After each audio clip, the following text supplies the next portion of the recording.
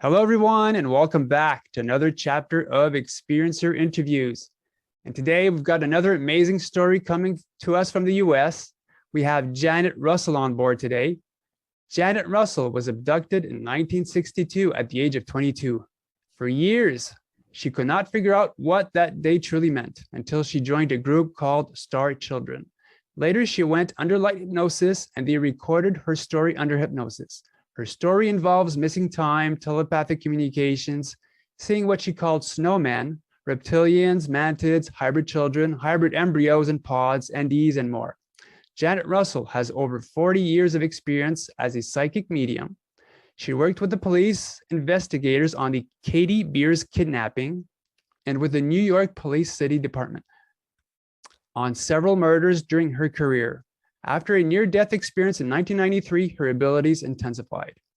Janet was the host of a cable television show called Beyond the Unexplained and has been the guest on numerous television shows like A&E's Paranormal State and other radio shows as well.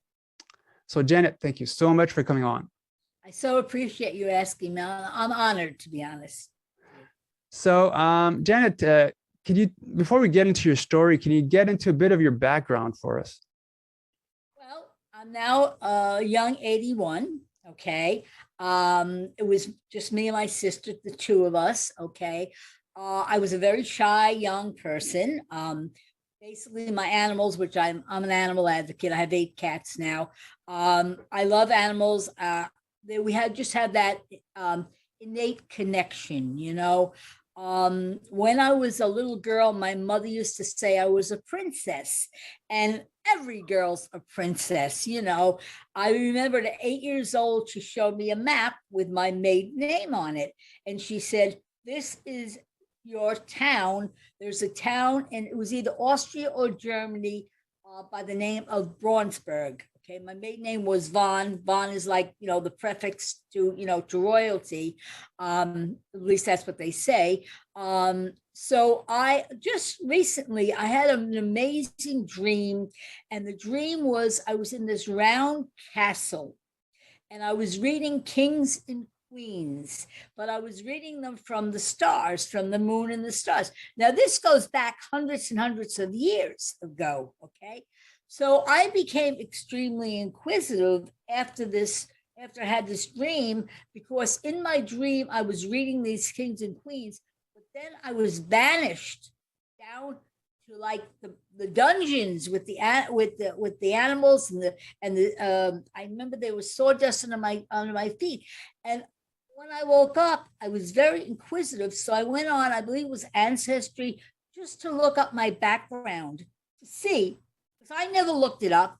Sure enough, I went into the town Braunsberg. It's Braunsberg.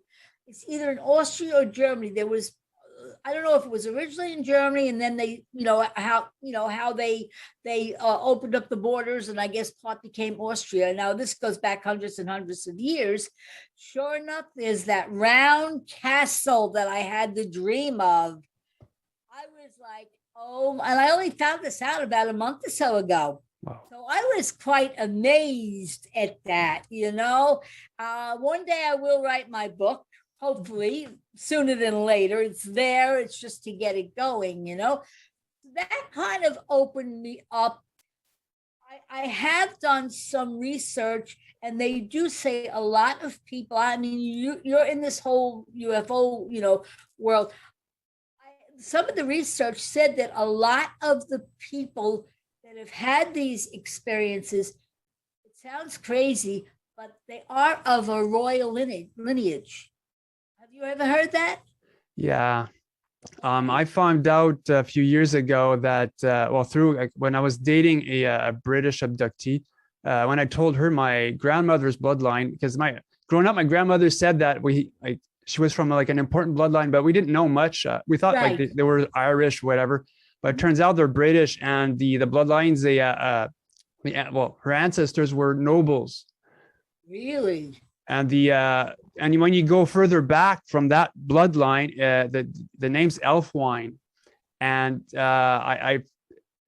the translation and from Anglo-Saxon to English, it means magic friend, noble friend, really? Elf friend. So Right. it changes a bit. Yeah. It changes a bit, but I saw recently a documentary on the Anunnaki where they were talking about the Elohim, the Anunnaki, and the shining ones. Interesting. The word elf in Elfwine, AELF, Okay. means shining ones. So the friends of shining ones. Ooh, it gives me chills. That's confirmation when I get chills. There you go. Yeah. And I've got a friend in Australia, and her grandmother's or grandfather's bloodline, I believe, is Elfwick. So again, the word elf. Yeah, it means something. Yeah. Yeah. I think we thought at first it was followers of the Elf King, but again, it's followers of the elf. So again, it's all related to the Elohim, Anunnaki, and all that. So it's very interesting. You know, I mean, there was so much interest in the past lives and past of everything. We haven't even touched it yet. But I mean, you know, and a lot of people say, that's the past. But there's so much history in the past that it really needs to be brought out. The past is our future reality, and for that, you know, kids and grandkids and great grandkids, you know. But I do feel more and more people are now getting more open into it. Yes, there are happenings. Yes, a lot of people who have had these experiences have special gifts. You know, a lot of them become very intuitive or healers. You know, a lot of the people that because I used to run psychic fairs here, and a lot of people that are my good friends still for many, many years, most of them are healers. Very much, it's almost like minds connect, you know what I mean? You know, but I'm happy to see that the energies are opening and expanding and realizing we are not the only beings here on Earth. When you look at our animals, our dogs and our cats, mostly the dogs, all different kinds of dogs. You know, they're not all Great Danes or poodles. So there's so many different historical beings, you know, that are there. And even the Egyptians, they loved cats. Cats were their idols, you know. So there's so much. And I really feel with our animals, and I like animals better than people, to be honest with you. I really do. Unconditional love. They're so insightful and intuitive, and they feel our pain more than the average human being does. One day, maybe they'll do some history on that. Yeah. I'll tell you, talk about animals. When I had my heart attack in 15 years ago, when I actually died, and then, you know, they put the pacemaker and everything, I had a dog, Buster, may he rest in peace. It was a pit lab. I was sitting on the couch and I woke up and every ounce of my body was in it, everything, my hair, everything hurt. He literally got behind me and pushed me to the door. Where I ended up going to the hospital. That saved my life. Wow. You know, so amazing. I mean, you can't make this, and why would you want to, you know? Yeah. You know.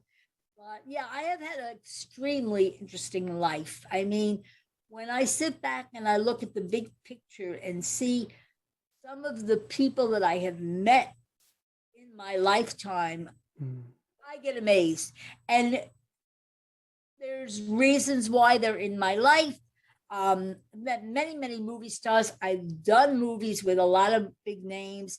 I've been in haunted houses where I've actually I'll tell you real fast. My friend Debbie Twisted, locally, not too far from me. I forgot the name of it. Cry from Within. It's on A&E and everything. You know, there. When I got to this house, it was a very old house, and she had 2 children with her, 2 kids, and I told them not to go into this one room. I says, there's spirits in there. When I got to this house, I picked up a grandma and a little girl. Okay. We did the shoot for the day. I get a phone call from Debbie that night. Janet, you have to come back in the morning. Like, why? What happened? She said, remember that little girl that you said was in spirit? I said, yeah. She followed her home Oh in no. the car.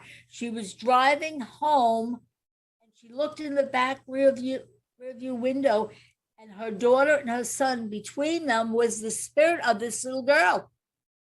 So the next day I went back over to the house, and it was very, very cold. Okay. And I literally, like I'm talking to you, I literally talked to the spirit of this little girl and said, I know you want to play with them, but you have to go back to heaven. They're waiting for you. The room got intensely warm. Oh. When we did the movie, you could see the little girl looking in the window. Oh, really? Mm. Can't make this stuff up. No, you no, know. no. Yeah, the name of it is A Cry from Within. So it was amazing, you know. Oh. So sometimes things happen, and I still question it. I still question my gift. I still question my ability. Mm. Because I'm just a human. I'm just, you know, whatever I am, you know. Have you had any paranormal stuff happen to you in your house? Because we do tend to attract this type of. Well, you know, I remember many, many years ago, prior to me even being regressed, I remember waking up one. God, this has, well, you got to realize I was regressed in, I had my experience in 62. So I would say maybe 30 years ago, okay, prior to me being regressed, I actually woke up where I was levitating. Yeah. Only once. Yeah. You know, and I was like, you know, it was like I was floating, you know, but I remember seeing lights outside my window. Now I live in a development. Oh. You know, but this goes back. I've never really spoke about it. It's funny, but down the block from where I live, there's big electric wires. Now they say they are attracted to the electricity, you know, certain the energies of electricity. But my children in Maine, they saw UFOs. I mean, my daughter, the one that's passed away, there used to be woods down. There's the houses where I am. When the Japanese did a big story on me, and they actually flew my daughter out this many years from Florida. She was living in Florida, and they regressed her, and it took her back to where there were woods down where I live, you know, and where she was actually saw the beings as well. Oh. You know, and but this goes back many, many years. She was about 7 or 8 years old. Imagine that. All Okay. my kids have had experiences, you know, they all, I mean, the only one that was regressed was my daughter that passed, but they all have abilities like I do too. Okay. So did everything start in 62, or did something happen before that? It was 1962. Well, the only thing I remember was I was levitating that one time, but I believe that was after 62. Okay. Yeah, nothing that I remember, you know, vividly. Mhm. And how I ended up getting regressed was after my experience, I became very, very interested in the paranormal. I was intrigued with it more than anything, you know. And I would meet people and I would look at them and I would tell them all about themselves. I had no idea of the gift that I was given. So I ended up taking an evening course, parapsychology course, with a woman, Alice Zahn. She's certainly probably long past because she was about my age when she taught. So I remember I went with a neighbor of mine, and the first thing we were taught was psychometry. Now, psychometry is when you hold on to a person's glasses, something that they belong. A lot of the police will actually do certain things with, you know, with like missing people and stuff, you know, like even with the dogs, they have a scent and they will find them sometimes if they're lost in the woods or something. So I remember my neighbor, Grail, she lives in Florida now. I remember she gave me a ring, and we wrote everything down, and everything I wrote down was about her grandma. And she was gasping, and I'm like, she said, Janet, that was my grandmother's ring. You described her to the T. So that kind of opened me up a little bit more. Then we did mental telepathy. Half of the class looked at a picture. The other half was where we interpreted. I was on the one that interpreted. I got the first picture and the third picture. Correct. Without even looking at it, okay? It got progressively more and more and more. So then I had, when I got involved with the Star People group, my friend Brian Levins, may he rest in peace, he had a book and he was talking about scoop marks. And I said to him, now I had not known what happened to me. I didn't know. I knew that I lost, there's my cat. I knew that I lost an hour's time, but I didn't know that I was abducted. Okay. And when I showed him the scoop mark on my arm, he went, "You ever have a UFO experience? Did you ever?" And I said, it's funny. I did see something. And that's what opened me up to getting regressed. So he recommended me to go to Dr. Jean Mundy, who may she rest his past. She worked with Bud Hopkins and John Mack. They've all sadly, they're on the other side now. When she regressed me, I had already retired from the post office because of my heart, but I was working with Dr. Beller. I was his receptionist in Bill. He was a chiropractor locally here, and he was extremely, extremely intrigued in the UFO stuff, So he went with me, and he actually sat down while I was being regressed. Can you tell us what happened in 1962 regarding the missing time? Yes, definitely. Yeah, when I was on my way to my doctor. Okay, again, it was March 27th, 1962. As I was driving down Route 112, which I still live in the same area, I actually looked up and saw, now it was a dirt road at the time, because this goes back a while. This is a main road now. I looked up and I saw what looked like a moon, but it kept changing colors, spinning and spinning. And I remember me being inquisitive. I pulled over, I got out of my car, and I literally saw myself being lifted up into this ship. Okay. Now, when I was regressed, I was as calm as I am now, but my body was shaking like a leaf. It was something that was, I had never seen before. So when I was taken into the ship, the first thing I for some reason, I noticed the colors of the rooms. I don't know why, but it was very prevalent. And it was a very small white room.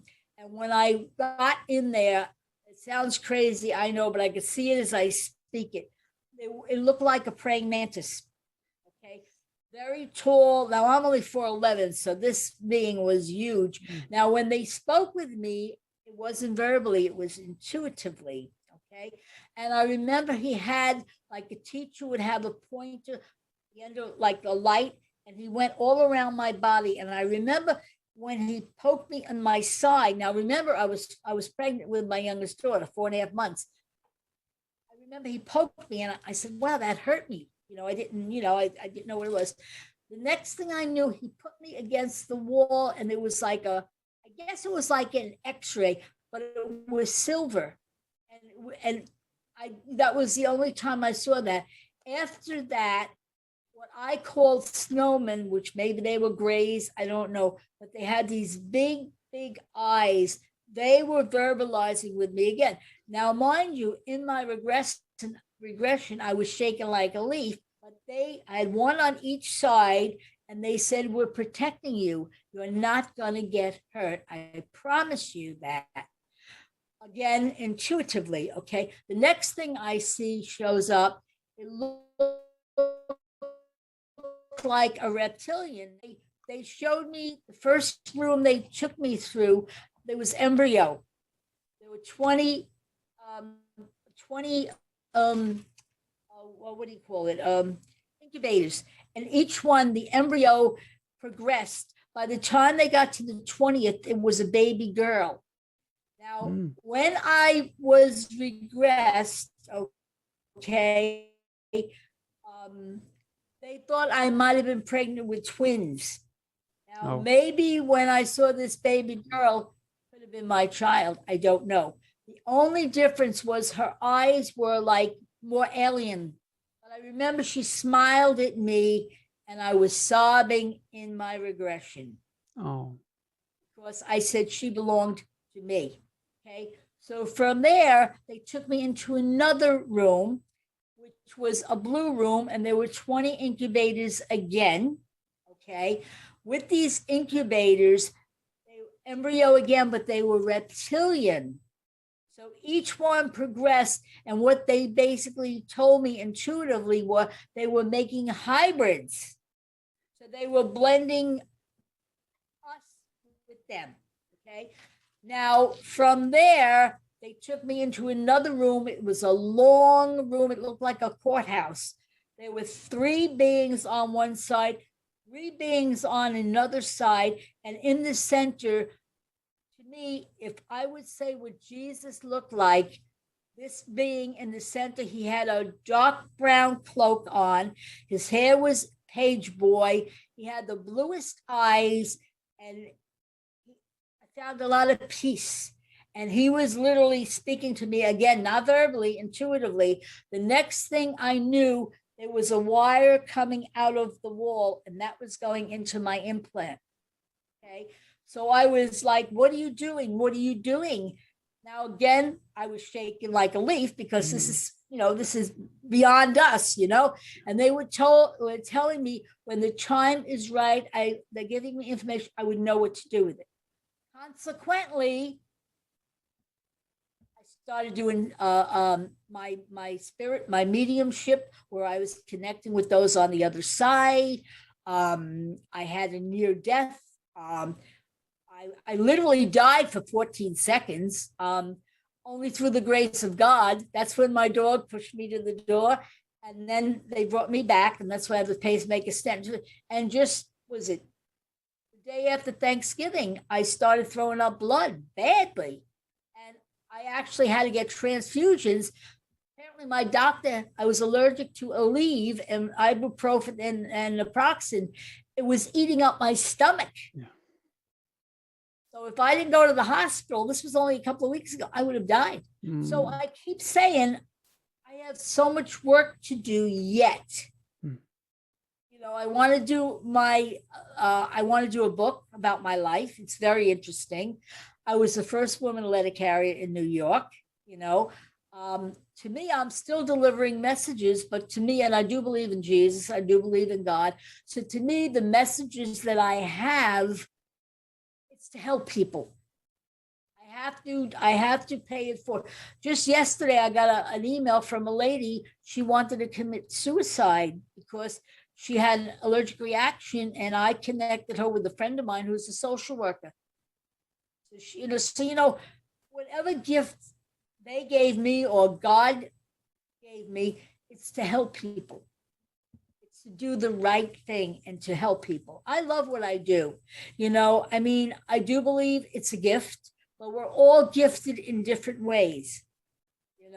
So I do a lot of group events. I do a lot of phone readings. I've been on numerous TV shows. I was on A&E Paranormal State. There's a haunted restaurant, which they actually want me to come back. Katie's at Smithtown, where there was a spirit there. And then I was on Haunted New York for Channel 11 many years ago. They took me to different haunted places where I connected with those. So we're all gifted in our own way. Why some more than others? I have no answer to that. I have no answer to that, but I will, whenever I'm, it's almost like I can connect when people have had UFO experiences. I will just say, you had a UFO sighting. And they're like, how do you know? I've never spoke about it. It's almost like that camaraderie, And I feel a lot of these young children that are coming in now, actually a lot of special needs children, like ADHD or Down syndrome, they are gifts to us because basically they have unconditional love. There's no hate with them. So are they part of the alien race? I don't know. But it's interesting. So what happened after your regression? How did you take this? After my regression? Yeah. Well, that kind of opened me up to a lot more understanding of it. I didn't have any fear. I never had a fear of it. Maybe if I had a fear, it would have been different. I don't know. But to me, I feel with whatever they gave me, it's an attribute to doing what I do, helping people. Because in reality, I mean, you hear, oh my God, the aliens, how many humans are part alien that we're not even aware? Or how many have the DNA of it? I mean, they say certain blood types for some reason, like I'm an O positive, so I don't know if that's norm. I don't know. But they say a lot of people that have was it type A? There's a certain, I don't remember the Well, exact. some are O negative, but yeah, I'm not too sure about that. Yeah, but okay. Who knows, Yeah. But I really feel this lifetime that I'm in, there's a lot of healing, but I feel a lot of it is coming from the ocean as well. Because when you look back, how many of our turtles and sharks, they live hundreds and hundreds of years. So there's something in their DNA. I mean, we haven't even touched anything to what's actually available for us as humans. Yeah, I remember. Do you know of Alex Collier, the experiencer, the Andromedan experiencer? I think he said that we were well, according to his like ET family, they said that we were genetic royalty. So we're a mishmash. We're a mishmash of everything. So yeah. I believe it. I mean, when I give you my background, I would have never known, until my mom. But princess that got killed. What was? Oh God, I can't. Diana? Yes, she was supposed to be. From what I read, she had the bloodline of Jesus Christ. Really? Oh. I did a little research on that. Wow. And I feel like she was probably an abductee at one time as well. Well, she was definitely like woken soul. up. Yeah. Beautiful soul, really. Yeah. But I often wonder, and this is like the $64,000 question: were we chosen? Because they say we're the chosen ones. Be a good, bad, or indifferent. Was it just that we were so open-minded that we didn't challenge it, or we accepted it? I think people need to be more accepting. Like, I respect everyone. I don't care if you're blue, purple, green, orange. I don't care what your nationality is. As long as you're pure and you're good and you do no harm to anyone. Yeah. Why not? We're all God's children. That's the way I look at it. So what happened after your regression? Did anything else happen to you? Did you figure out why they came to you? No, I never did figure that out, to be honest with you. No, but all I know is it expanded my insight, where my connection with those on the other side, it expanded. I am not a healer, but I deal with a lot of healers, okay? I can look at a person and I can read them, which amazes me because I don't even know anything about them. It's weird. I always ask, what is your day and month? It's almost like an immediate connection. Never ask the year because the year is not important. But I can literally, I used to do I still do readings at a little coffee shop locally to me. And there's a young man that comes in, and I would bet money that he is an alien. And I looked at him one day. He's just got that kind of persona, very private. And every time I go there, which is not that often, he happens to walk in. And I looked at him one day and I said, I got to ask you something. You ever had a UFO experience? And he looked at me and he went, it was almost like I called his bluff, scared the life out of him. Yeah.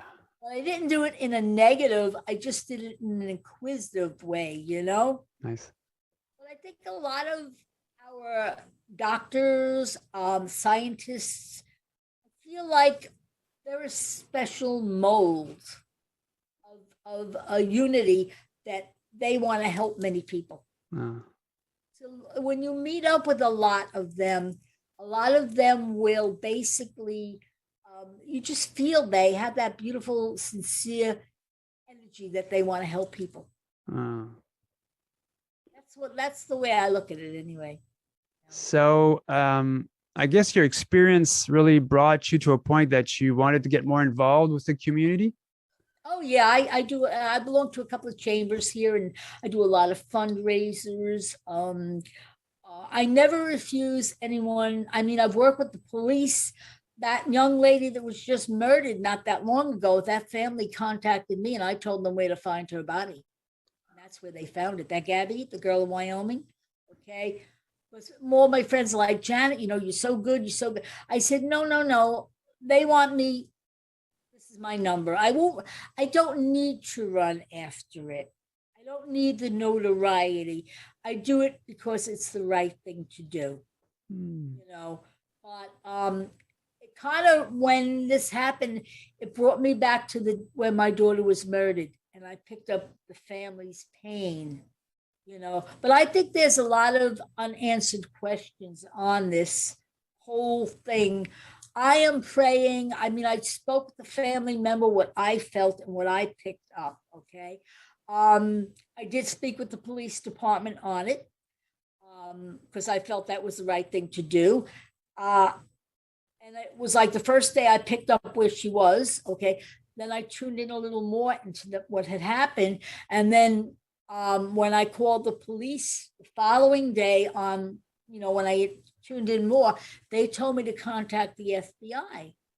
No problem. I actually predicted Flight 800, and I had more FBI people at my house, and I actually was an eyewitness to it.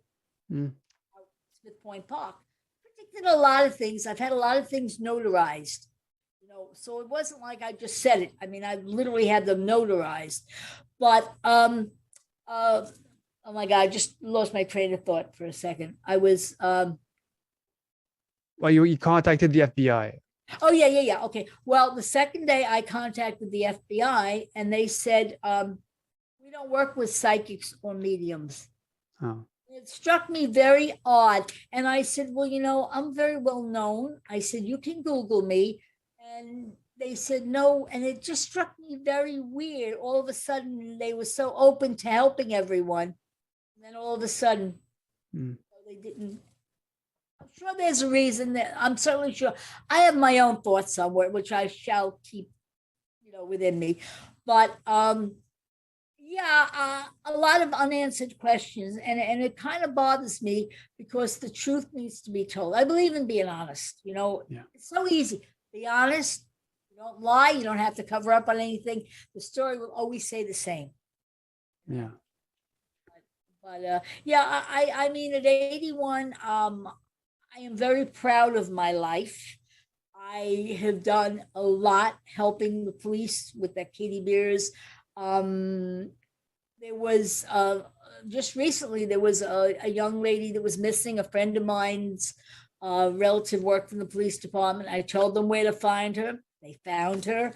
So, there's a lot of stuff that I don't have to announce. I just do it the right thing to do. Now, do you think the implants that you got might have helped or increased these abilities? Well, it's weird. I still have the implant in my arm.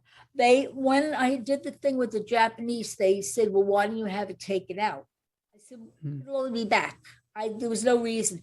But I haven't felt anything. The only thing I ever felt was when Hale Bopp was, I don't even know how many, 20, 30, however many years ago, there was a sighting of Hale Bopp. That was the comet, I believe. My implant throbbed like a toothache. But that was the only thing I have ever felt. Wow. I don't think I'm being tracked. For what reason? I'm an open book. There's no reason for it, you know. I mean, I feel whatever gift that I do feel that they gave me, because there's no way that I could have had that. I feel like they're very content with what I'm doing, especially at this age. Mm. You know, I mean, at 81, I have all my wits about. I really do. Most people my age are like, they're just not with it. But I'm very smart, thank God for that. I respect everyone, and I think I'm very honest. If I have a loaf of bread and you need half, you have it. That's nice. Never question it. Do you want to talk about the group Star Children? It's Star People. Yeah, it was Star People. Okay. Yeah. Actually, how I got involved with them was I had gone to the library, and there was a little thing there called Star People, and they had a UFO, and I'm like, ooh, this is right up my alley. So I had joined. Oh my God, I don't even remember the girl's name. Anyway, I had gone to the meetings there, and that's when I met Brian Levins. May he rest in peace. He's the one that actually talked to me about being regressed. If it wasn't for him, I would have never known what happened to me, you know. But he was very deep into I think he may have even written a book. He's since passed over. But he was the reason why I went to Dr. Jean Mundy and was regressed. I met Dr. Jean only once in my life. How wild this is. She passed July 2009. I got a phone call from her executor, and she says, you Janet Russell, you the lady. I said, yes. She said, well, Dr. Jean left you all of her books and tapes. Mm. So when it's time for me to leave, they're building a new library locally. I'm going to donate all of that to the library. Okay. I just don't want it being thrown out. It's she's probably got a lot of first editions. I mean, there's a lot there that I want to actually do a website about some of the interesting things that I have, but I want to do like a animated, like some of the stories of the people that that I've been in contact with. I think it would be very interesting, because I think a lot of people are scared about. People will think, oh, they're not dealing, But I do find most people that have had these experiences, they're extremely intelligent, over and above, whatever path we're on. And I do feel the bloodline has a lot to do with it. Mm. Really do. Could you describe a bit the ETs that you saw on board the ship? Okay, well, I saw the praying mantis. Okay, so the first one. He reminded me of being a doctor, because he was kind of like the one that was examining me. The two, what I call snowmen, the two grays, they were almost like, one was, they were like protecting me, like reminding me of not ushers, but they were there to protect me. And it was weird, because I could actually see, it looked like their heart was beating. It was almost like it was the strangest thing. Like part of their body was glowing red, like a heart would be. Wow. And then the other one I saw, which was reminding me of an usher, walked us through the ship, was a reptilian. But none of them spoke, only intuitively. The reptilian said nothing. Oh.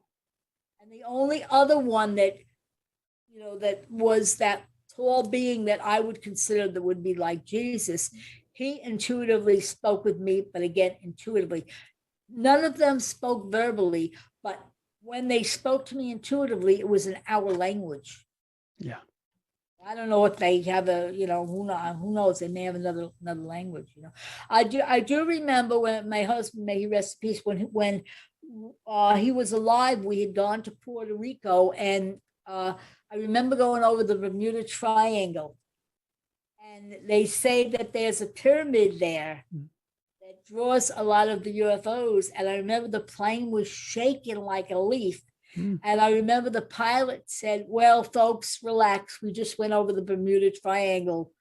And I was like, oh my God, I read about the Bermuda Triangle. Wow, strange experience. This goes back, God, I don't know, probably over 40 years, probably, maybe Really? more.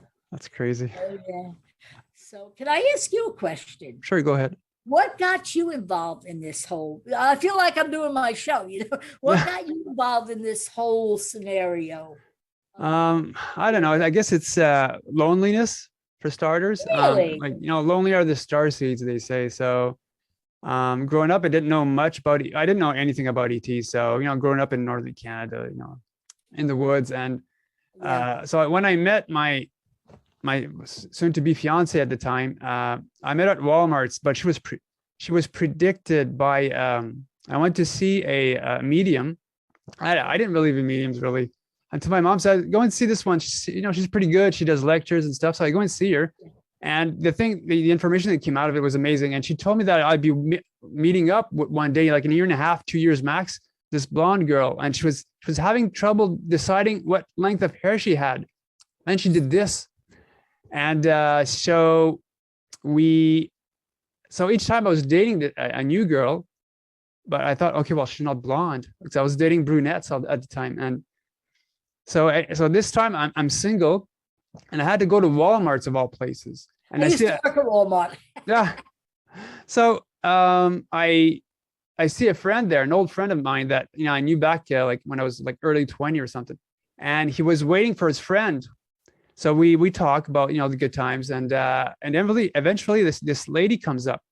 So I'm still looking for the lady that he was meeting, but then I realized this lady was like a beautiful angel that was coming towards us, and then she stops in front of us, and I'm looking like to and fro behind her, thinking I'm still waiting for that lady, and then the lady starts talking, and then I realized, oh my God, that's the lady he was waiting for. And I realized that she's British, a really noble accent. Interesting. And I realized later on that, she didn't tell me about anything like ET-ish. So we talk about it for like half an hour. And then the day later, I get an email from her saying that you're a starseed. Like, I'm a starseed. So I thought she was like in a cult. So that whole thing started. Yeah. Like she went like on a trip, and then she started emailing me stuff about ETs and like energy. So that brought me on the path, and then I started connecting the dots to my own experiences. So that really put me on the track of where I am now. So, and she would blog her own stories because she's a gray abductee. She's from a high-ranking military family. Interesting. Oh, yes. And supposedly her family's connected with the surrounding bodyguards of if there were like Scottish kings back in the day. Really interesting. So the bodyguards of that. What's her birthday? My God, like I can't recall. She's in Aquarius. It's in January. Oh, so okay, all right, okay. Yeah. She was put to you. Let me ask you something. Who passed away prior to you meeting her? In your family and in her family? That probably my dad's mother. Okay, because and my grandmother. Well, both grandmothers passed away, but okay, because was there a Gloria? Is there a Gloria? No, we're French, so we're. No, but is there a G name? Somebody with a G name? Yes, my mother. She passed away after. She passed away in 2014, but my mother's name starts with a G. Yeah. Okay, now this was prior to you meeting this girl. No, after, but. Your mom passed away after? Yeah, but like months. Okay, but now your mom's mom passed prior to that. Yeah. Your mom. Okay, because now did she lose anyone around the same time? And I'll tell you the reason why I'm feeling this, okay? I'm feeling that your mom's mom put her in your life, and someone, and I'm getting chills, and that's always confirmation, and someone in her family, they met on the other side. And I'll tell you how strange this is, but it's not strange. I had met somebody Columbus Day at the post office, and when I got out, I realized I was a letter carrier. It was closed. I got out of the car, and there was a guy standing there, and he said, "It's closed." And I'm like, "Oh, what a ditz I am." Now, that's a word you never use. And he looked at me and why are you using that word? I said, because your mother sent me here to talk to you. I didn't know the man from Adam. His mom came through so strong.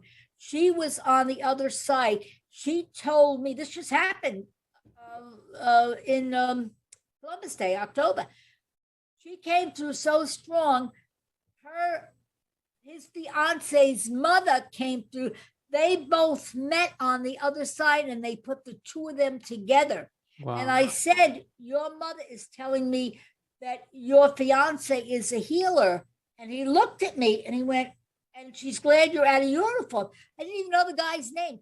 He looked at me in shock and he says to me, my fiance is a head nurse in one of the local hospitals and he's security there. I said, well, they want you two to get married. I said, but the problem is you're taking care of your dad. She's taking care of her dad.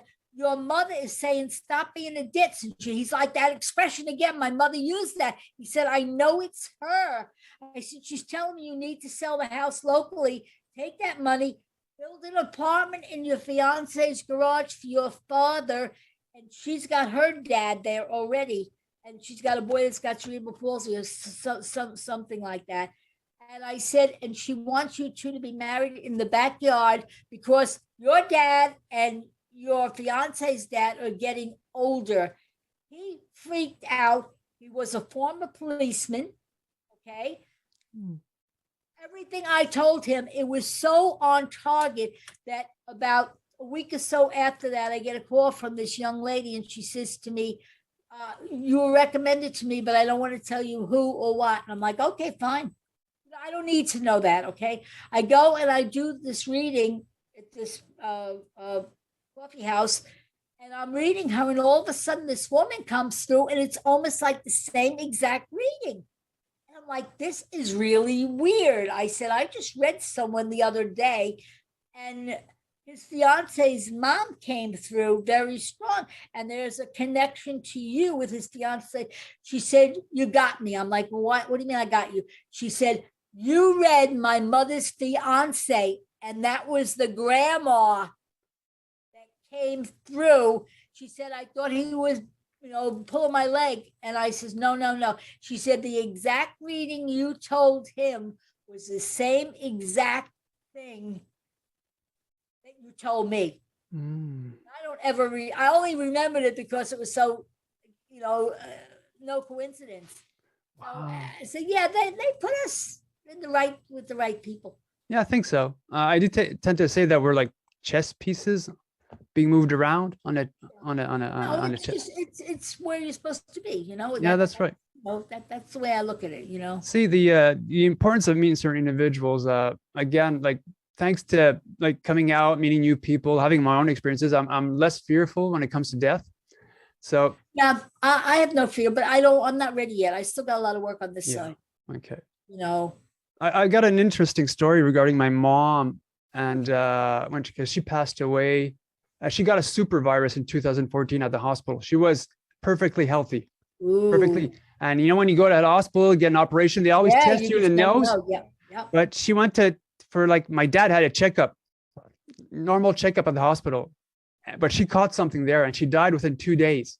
Oh no. My fiance had to go back to the UK and my mom appeared to her while she was on the loo, so on the toilet. Skills on that one, yeah. So she said, please take care of my boy. He has no one else. Okay. So I sent her a letter and she was able to give it to customs trying to come in because she had to come back to the UK for a certain amount of time, but she came a bit too early. So they did let her pass so she could help me with my dad. Okay. So the night or the second night after she's at because I had to sell my house eventually. My company I was working for went broke. Okay. I sold my house, and so we were living at my dad's for until I found a new job. So we're living in the basement where my dad had an orb experience, and there's another story with that. Yeah, I believe. So my fiance wakes up and she says, "Yannick, get me a piece of paper quick," and like a pen. So she starts writing down the entire length of the page. and my mom was speaking to her. Oh yeah, your mother's It woke her up, but she was remembering everything that she said, so she jotted down. So 3/4 of the entire page was in French.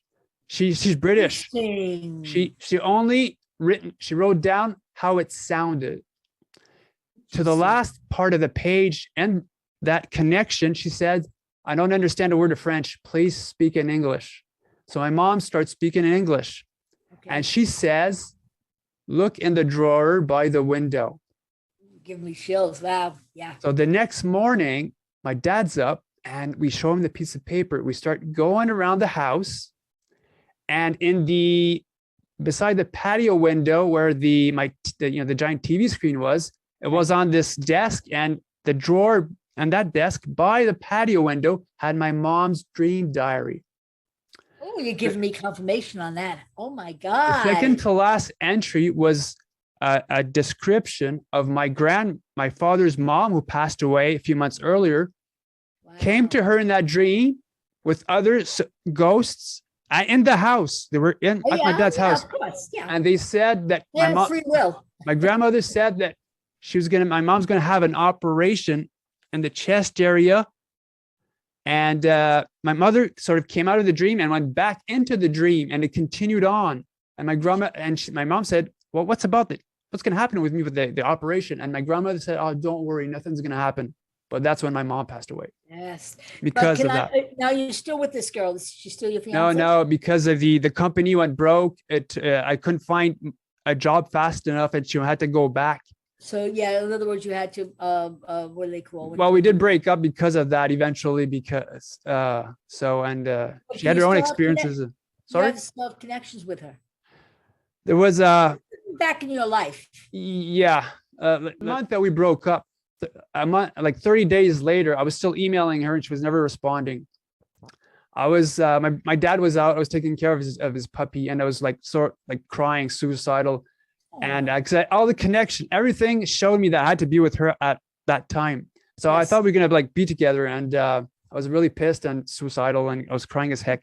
So I sent her an email at 6 or 7 p.m. my time. That's Eastern time.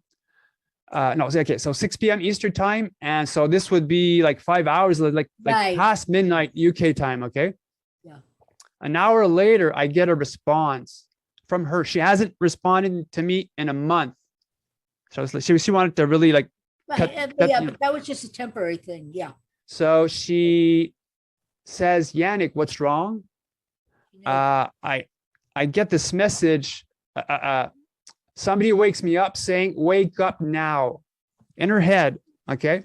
Yeah, I understand. Yeah. And she says, I've got this email, still got this email, and we show the progression of how it goes. And it says, "Yannick, this voice was female and non-human." Wow. And I can't remember the rest, but that sort of, I cried out to the universe. The universe responded by waking her up so she would contact me to sort of make me okay. That was your mother connecting with her, wanting you to be back with her. Are you back with her yet? No. Do you think you want to be back with her? You don't know. Yeah, I'd rather not say that. But I do feel everything is timing, because your mom, we pick our parents. You know that as well as I do. Yeah. Your mother is literally letting me know right now, and I'm getting confirmation chills. She wants to be your child. My husband is my great-granddaughter. My husband was a very big gambler. At the age of 4, my great-granddaughter said to me, "Grammy, can you get me a scratch-off?" Your mother wants you two to be back together again because your mother likes her. So very safe. She wants you to be the daddy, of course, because it's your sperm, with her being the mom. Oh. Now, she is also and she's telling me within 2 years, she's telling me there's a lot of details right now. But she so misses you. She's a little embarrassed. This is your girlfriend, okay? But she is going to be, you're going to probably hear from her this week. Got chills on that one. Your mother is remember what I said before about the 2 souls meeting on the other side, the gentleman I met, it's almost similar to you and your girlfriend, because whoever's on the other side with her and your mom are connecting the dots. She's going to be back in your life. Mm. I'm going to say it's not going to be that much longer. I would say I'm seeing the number 2. Now, the number 2 could be 2 days, 2 weeks, 2 months, 2 years. But I'm seeing you two to definitely, I see the ring on the finger. So I see the marriage is going to be there. But I also feel when your mother decides to come back, she's definitely telling me it's got to be a legal marriage. Can't be anything but legal. She will not come back if it's just living together, because your mother was very old-fashioned in a lot of ways, okay? But she's going to bring back another child. Now, I don't know if your mother had a miscarriage or there was a miscarriage somewhere, but when I see that, it's almost like I see the twins. Now, to me, the twins are either conceived under the sign of Gemini, which are twins, a Gemini, which again are twins, or actually twins. Are there twins in your family or in her family? No? Okay, because mom wants to come back. Okay. She's giving me the thumbs up. Now, your mom, when the time comes for you to get married, okay, your mother is showing me it's going to be by the water, okay? In other words, wherever what do they call it? The Thames, the Thames, Yeah. okay, there. But your mother is showing me she wants your soon-to-be wife she's showing me pink ribbons. It's the weirdest thing, like on the side of her hair. I don't even know what that means, but she is telling me she's working on it. Don't give up hope. Now, coming back to your story, now, okay, you've been involved with the TV, quite a few TV shows. So how did you get into that? God, that's a very good story. Oh, I know how I got into it. When I had to think back, because when I did Star People, okay, me and the girl that we did it, isn't that terrible that I forgot her name? We were doing the show together, okay? And this is what happened. When the Japanese heard about my story, they came and they did an interview with me and my daughter. Now, this goes back beyond how many years ago. We were doing a group, her and I were doing a show together. She got very upset that she wasn't included in my story. So we kind of parted ways. That, and it used to be called, her name was Joanne Steele. That was it. It used to be called The Unexplained with Joanne and Janet. When I stepped away, I said Beyond the Unexplained. That's how I got, it used to be The Unexplained with Joanne and Jen, and we would talk, we would have guests, about God, this, I don't know how, it goes back so many years, I don't even remember, but I don't even know if she's still living in New York. She also worked in the post office, and so did her husband did. But that's how we kind of got connected. Now, remember we mentioned James LaFonte? Now, he's very ill, by the way. I did recommend him, and Maria Cuccia. Yeah. I met them through Joanne Steele. Oh. And Brian Levins. But when her and I stepped away, I don't know what the issue was. She got very upset that the Japanese wanted to do the story with me because I had the experience. But we were written up in a lot of books, and we had a very nice connection there, but everything is in timing, I guess, so that's how I ended up doing Beyond the Unexplained. So I did that, and then I got involved with working with people, paranormal groups. And that's when I used to go to haunted houses and connect with the spirits there. And it was weird when we videotaped it, you couldn't see it with your common eye, but in the camera, you could see the orbs bouncing all over the place. Mm. Amazing. I mean, you can't make this stuff up, you know? Mm. So that's how I kind of got involved with that. It was on cable. I've done a lot of shows. I enjoyed it. But then when me and my ex-boyfriend went our own ways, I would love to do it again. Maybe I mean, if it's meant to be, it'll be, Yeah. you know. But I get asked to be on different shows. I've done a few different shows, you know, and most of them are on, you know, on YouTube or whatever.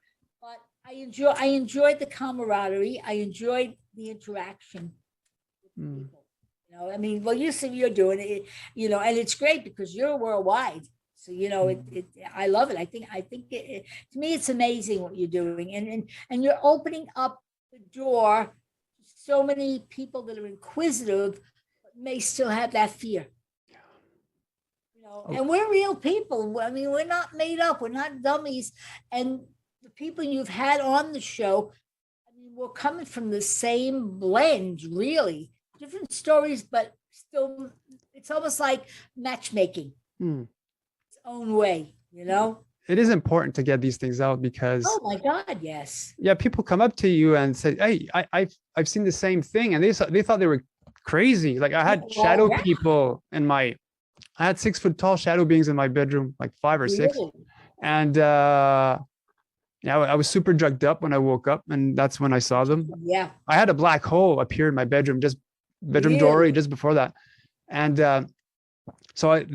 so how I described them, how my fiance at the time drew them, say it's the same thing that I saw. So it's basically like what we call wanginas. They were called they're like what Australian dream spirits, but they really look like grays basically. So really interesting. And so the fact that I came out saying that publicly, well, others resonated, reacted to it positively, and it says, okay, well, that actually happened to me then. So yeah. Let me ask you, I know you contacted me.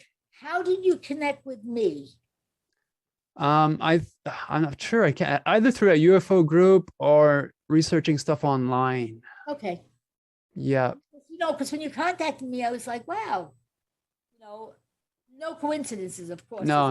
Reasons, you know that. Yeah. I mean, you know, but I always like to ask people, how do you find me? Or, you know, it just yeah, it's either synchronicity or serendipity. Oh yeah, I love synchronicity. I love this. My favorite word. Yeah. And so when you contacted that UFO group, how was it? Was it freeing? Did it help you a lot? It opened me up to know. I was never shy about it because it was an experience, you know. Yeah, a lot of us that when we connected, like minds, you know. I know there used to be the Long Island UFO group here, and then I forgot the guy's name, but they ended up putting him in jail.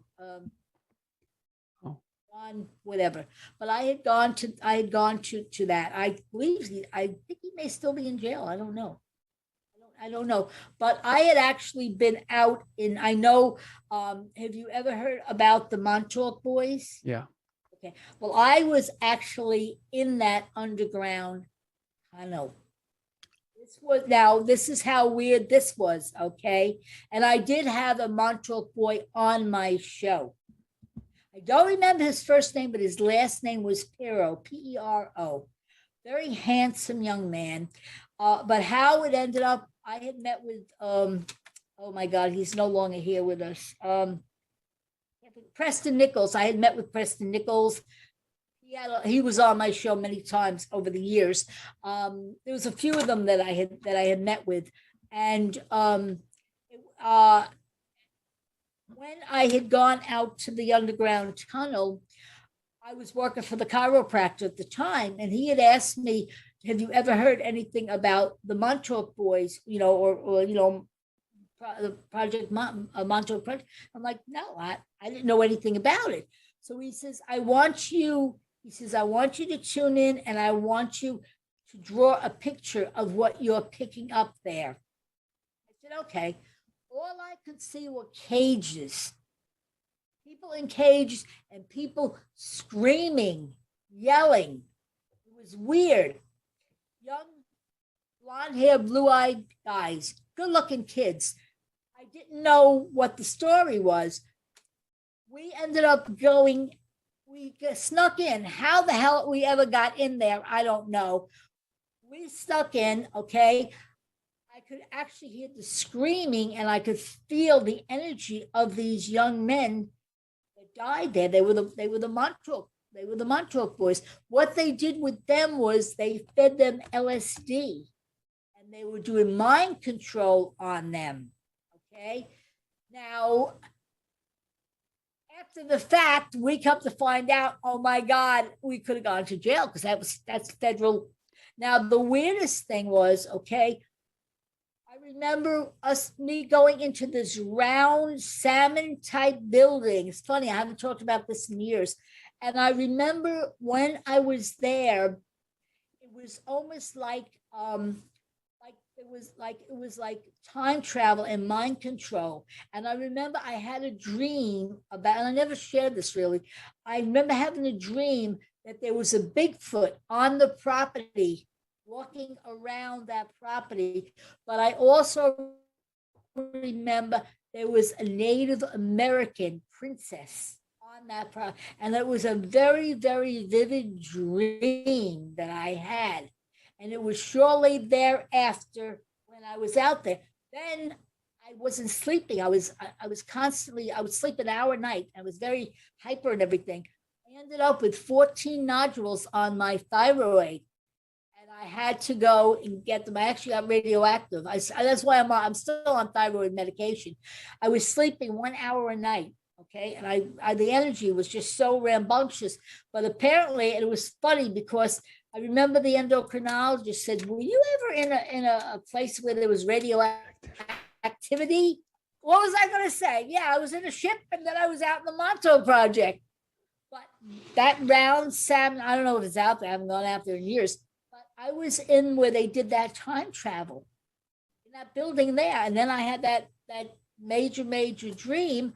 And that's when I developed nodules on my thyroid after that. So there was a lot of connecting the dots, you know?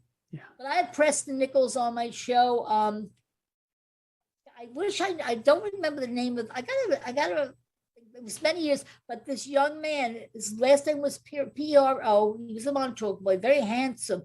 The one thing I did notice about this young man, and then I found out later days, whatever they did to them with the LSD, they wanted to make these Montauk boys a superior race, where they were extremely sexual.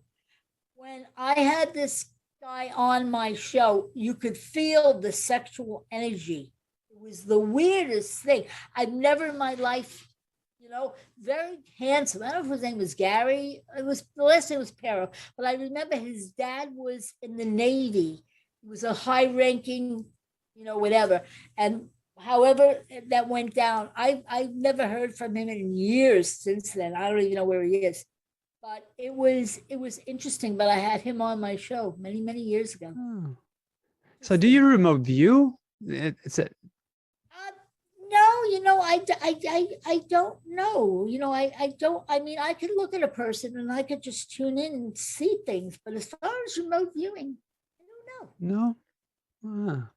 I did the Monroe Institute Gateway course to induce an OBE and try to remote view and stuff like that. Okay, yeah. I had a lot of visions come in, probably past lives, because we're seeing a whole bunch of faces. Oh man, all like big beards and like one after the other. So that was pretty like cool. what my history was about, like a regression or something, you know, going back.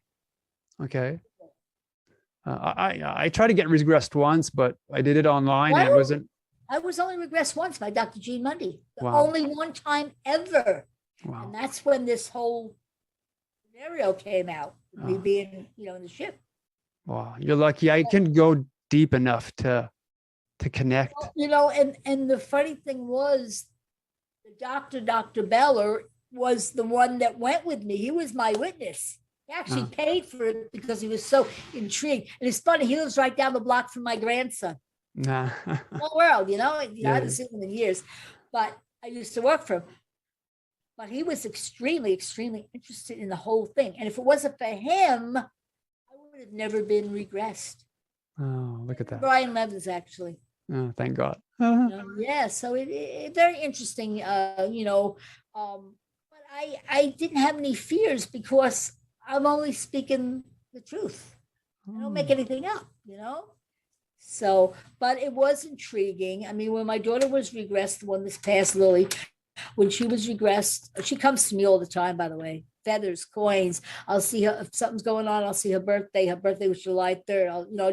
I'll be driving to see light 07. I'll give an example. There was something that was major that had happened. My God, she's gone 4 years. This is probably 3 years ago, and I was driving down to meet a political person about something that had happened, and I said, Lily, her name was Elizabeth. We call Lily. I said, Lily, show me a sign. As I'm driving, she had a tattoo of a dragonfly. As I'm driving, going down to meet with this person, there's a dragonfly with a butterfly right behind it. Asked me right. So I knew that, but she shows me signs, feathers, coins. If I'm going through a hard time, I'll say, Lil, help me. Something will come about. She's right here with us right now.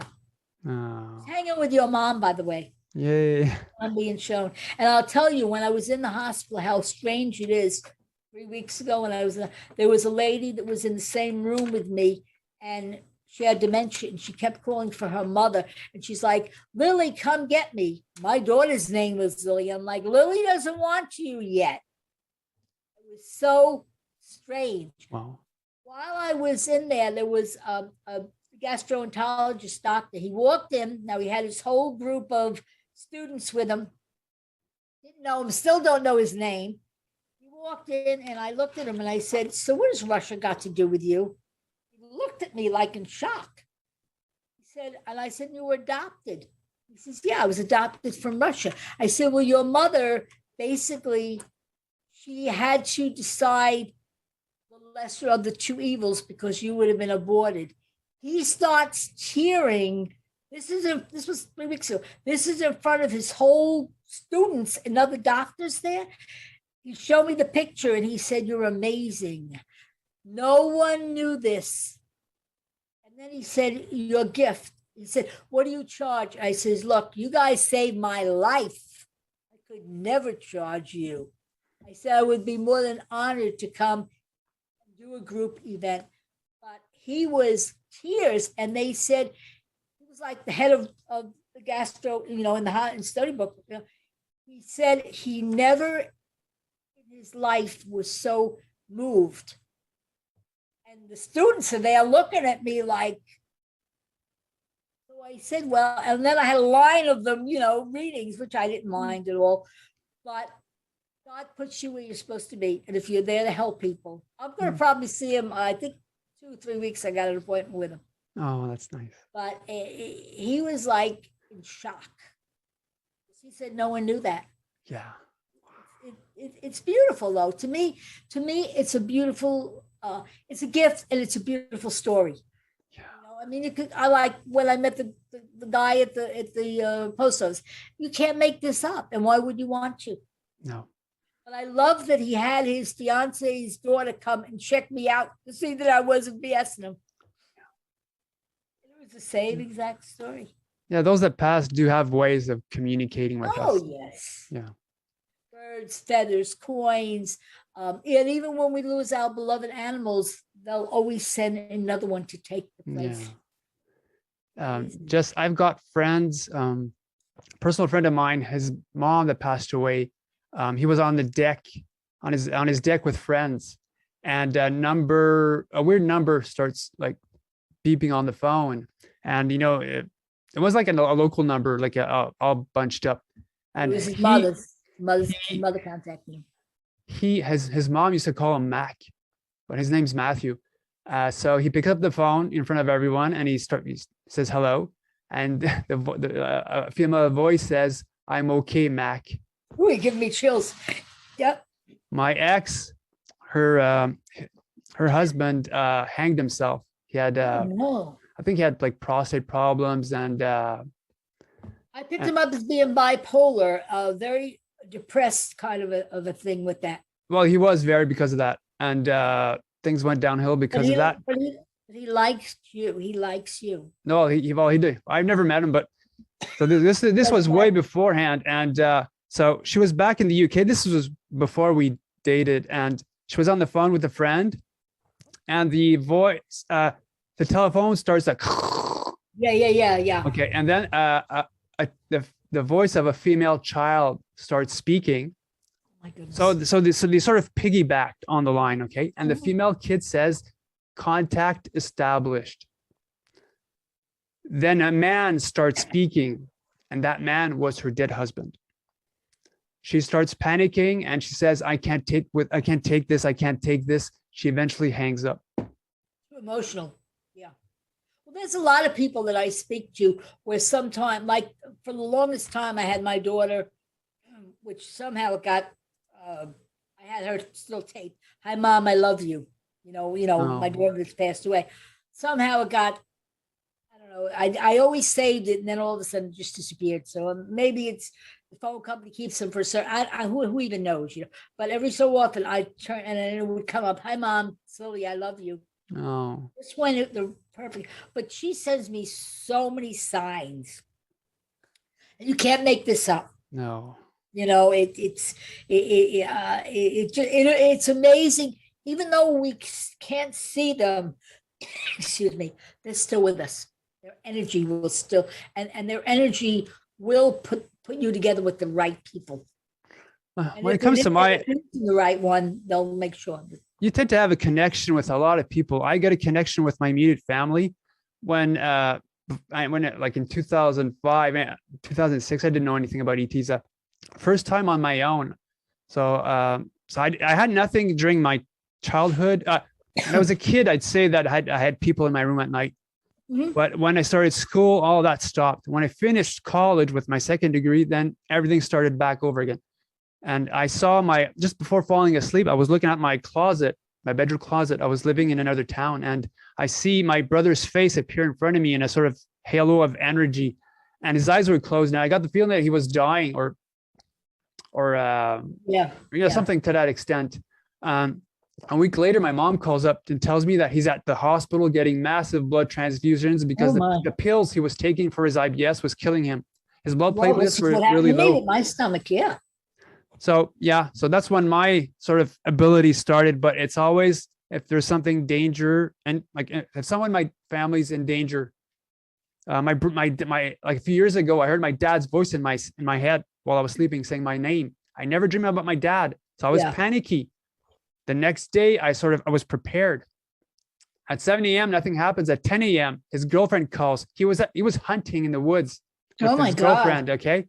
And said, okay, something's gonna happen. And she calls up and says, Yannick, your dad's, he called me out on his phone because he had cell reception in the woods. And she says, he's lost. Well, my dad's a woodsman and he knows the area. He grew up in that area. Right.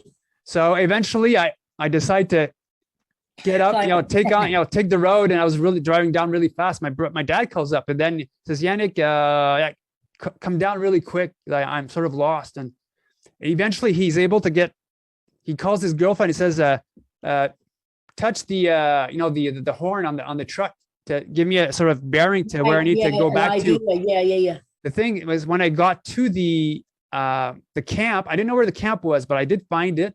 My dad, he went hunting for moose, but he was using a bow and arrow, and those arrows are very sharp. He coming back to the camp, he came up face to face with a moose. He tried to kill it. It sort of skipped off the head, and the moose started running away. Yeah. So he turns around, but some of the one arrow in his the arrow bag, whatever, fell out in the moss and was pointing straight up. So when my dad turned around, in a jolt, the arrow went through his entire calf. Oh my God! Through the boot, through the calf, and he was bleeding a lot. So that's why he was panicky and he didn't know where he was. So my dad sort of contacted me somehow through his spirit to wake me up, to make me realize that something's going to happen again. So to be prepared. So when I got to him, I was able to drive really fast to the hospital, which was about over an hour's drive away. Wow. So we, for at least for some of us, we do get the inside of it. Yeah. Yeah. We're connected with something. I don't know what all that is, but it kind of opens up our psyche too, where being we're more aware of the reality of the unreality. You know what I mean? It's real because we've felt it, but other people be like, yeah, okay, sure. But we know the reality of the unreality. It sounds crazy, but that basically, I think, would be the answer to that, So yeah, you were talking about the fact you were shy. I'm thinking that maybe sorry? Kind of shy. Kind of shy, but yeah, I was like basically an introvert. So I didn't have too many friends. So when we see someone, we know if that person's BS or not. So I guess I'm wondering if you knew that and you were able to connect only with those that you were meant to. Well, I was, like I say, I was shy till I was 29. I got married at 17, had 4 kids at 22. My husband was very outgoing. At 29, I started working in the post office and I became a bartender as well. So that kind of opened me up more to people. I don't know my reason for shyness, but I felt safer with animals. I couldn't even tell you, but now I don't shut up. So I'm making up for all those years that I was so quiet. But maybe it was just preparing me for my gift. I have no answer. See, it's funny that you're talking about this because you're shy and now you did TV. When I was back in high school, they used to call me the big bad wolf because I was so shy to speak in front of everyone that I would like 10-minute speech would have been done in like 3 minutes. Oh yeah, because you know what I think I felt we felt like we were being judged, and it was our own insecurities. But where you are right now, where I am right now, we grew out of that so fast because now in your path as well as mine, people listen and we have something to say. They're not going to be like, oh, don't listen to them, no, because we speak the truth. You can't go wrong speaking the truth, my dear, ever. Have you ever done C5s? I know this is sort of like a new thing, like human instigated contact. So you'd go outside and try to call in UFOs. No, I never did that. No. Okay. It's a thought. No, because I mean, so it was so many years ago that this happened to me. I feel. I mean, I might be able to do that. I don't know. I have no idea. Mm-hmm. But the thing is, I feel whatever the gift that I have now at this age, it's to connect with those on the other side. It's to give people aspect of healing, helping them, helping the animals, more so the grounded. Maybe if I was younger again, then maybe that would have been it. Mm. No, but I love what I do. I mean, I could never, ever, ever reality get paid probably what I'm worth, because there's no reason for me to get, it's just reason to do the right thing. One day I was talking to somebody about what I do, and it was through a church lady. Like I said, I believe in Jesus, and it was a group locally to me, and they were doing a fundraiser. And I said, look, for a church for kids to go to, whatever it was something for kids. So I called them. It was a few blocks from me, and I said, look, I would love to come and help out. If I'm a medium. Oh, she got all medium. So I very nicely. So my answer to her was, excuse me, didn't Jesus rise after 3 days? Said nothing. Didn't Jesus make water into wine? She said nothing. That's not metaphysical. She didn't know what to say. Because I proved it. I mean, unless they're lying that he rose, you know what I mean? But yeah, but I do get people that know me and know that I'm the real deal. And then I get people that look at me like, oh, I'm like, I'll keep you in my prayer. You're praying. I'm not into Wiccan. I'm not into spells. I'm not into any of that. Not to say they're right or wrong, because it's not for me to judge. You know what I mean? It's just not my choice. Oh. Basically where it's at, So, like we've been this at for a while. Do you have us like a closing statement that you want to get into for those listening? Well, always speak the truth. No one needs to make up anything. Be honest and help those in need. To me, if we want humanity, I know a lot of politicians take away the labels, just work together. I think if we, like when you put a glove on, it blends with your hand. Have that person blend with you. Everyone is God's child, no matter whatever their path is, no matter whatever their lessons are. Be real. Just be real. Don't lie, be honest. And yes, there's a lot more out there than what we're even aware of. True to yourself. If people want to contact you, what would be the best way to contact you? Well, I give out my home number. It's not a problem. Okay. My home number is 631-654-3353. I will always get back to them. I have a tape on my phone. They can email me, but I'm having difficulty lately with I have two emails. One is rosebudsjanet@msn.com, and the other is jrussell699@gmail. For some reason, sometimes I get them, sometimes I don't get them. Or I'm on Facebook. You just go under Janet Russell. Okay. I've got 5 pages there. So the one that Mo is the one with me with smiling, and I probably have this purple on and I'm thumbs up. But if they get to me, I will always call them back. Might not be right within that same moment. My phone readings, basically, when I get paid, they do it through Zelle. It goes right into the, I don't do PayPal or any of that. I do a lot of fundraisers. I love what I do. I enjoy TV. I enjoy radio. I enjoy spreading the positive word, and I don't judge anyone. Only Jesus judges. He's the only judge that I stand by. Everybody's gifted in their own unique way. But to go back to talk about your shyness and my shyness, I think maybe we had a reason to be shy, because as we got older, we're supposed to let it all go. Thank you so much. Yeah. I'm honored for you to ask me to do this. And you've got my information anytime. Don't ever hesitate to call. Well, thank you so much for coming on. It's been I so enjoyed it.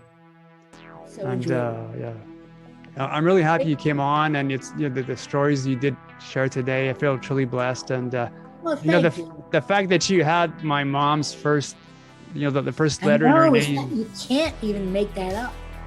I know. I love it because I don't know you. This is the first time, we've basically, been online. Yeah. When that happens, a little pitter patter to my heart. Yeah. It's like, thank you. Just grooving. It's all good. Okay. Well, thanks again for coming on, and thank you, and stay in touch. So to those watching today's interview, hope you enjoyed it. More interviews coming up, and I'll see you guys next time. So take care, everyone. God bless. Thank you again. Hello, everyone. This is Mr. Gray, and thanks for watching today's episode. If you are an abductee, contactee, or experiencer, and you believe that your story could help others, please feel free to contact me through my YouTube channel email. When it comes to experiencers, the ET phenomena, and the future, remember, truth will out.